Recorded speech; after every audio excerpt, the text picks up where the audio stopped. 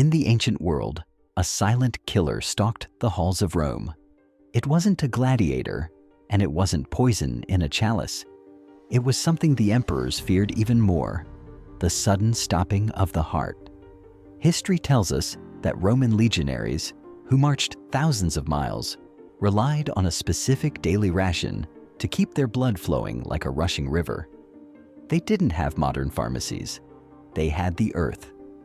Today, we uncover a lost recipe, a simple golden elixir mentioned in ancient texts that was believed to scrub the internal pipes of the human body and restore the vitality of a young warrior. It requires only 3 ingredients you likely have in your kitchen right now, but the secret lies in how you combine them.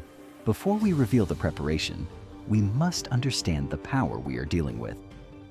This is not just food, it is a historical weapon. In ancient Egypt, the builders of the pyramids were paid partially in garlic. Why? Because the pharaohs knew it gave them unnatural endurance and protected them from infections in the intense heat. When the garlic supply once stopped, it caused the first recorded labor strike in history. They refused to work without their source of strength. Later, in ancient Greece, Olympic athletes would chew raw garlic before a race. They believed it expanded their lungs and cleared their blood. They didn't know about vasodilation or nitric oxide, concepts modern science discovered thousands of years later, but they felt the results. The Roman legionaries took this wisdom further. They marched 20 miles a day in full armor. To prevent their legs from swelling and their hearts from failing, they consumed a mixture of vinegar and garlic. They called it pasca, a drink of the people, despised by the rich elite who drank sweet wine and died of gout and heart disease. The irony of history is that the peasant food was the true medicine, while the food of the rich was poison. Today, modern life makes us sedentary, like the corrupt elites of Rome. Our arteries stiffen not from age, but from inflammation and sugar. This elixir is designed to mimic the active lifestyle of a legionary. It forces the body to wake up. Before we mix the elixir, we must respect the individual power of its components. The ancients didn't just throw things in a pot. They understood synergy. First, the lemon.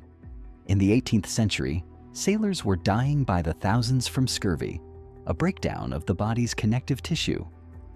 The British Navy discovered that lemons were the only cure. Why? Vitamin C is crucial for the collagen that makes your arteries flexible, not brittle. Without it, your veins are like dry, cracking pipes. Second, ginger. Ancient Chinese healers used it to warm the blood. Today, studies suggest ginger helps prevent blood platelets from sticking together, reducing the risk of clots naturally, without the side effects of synthetic thinners. It is the fire that keeps the blood moving. And finally, apple cider vinegar.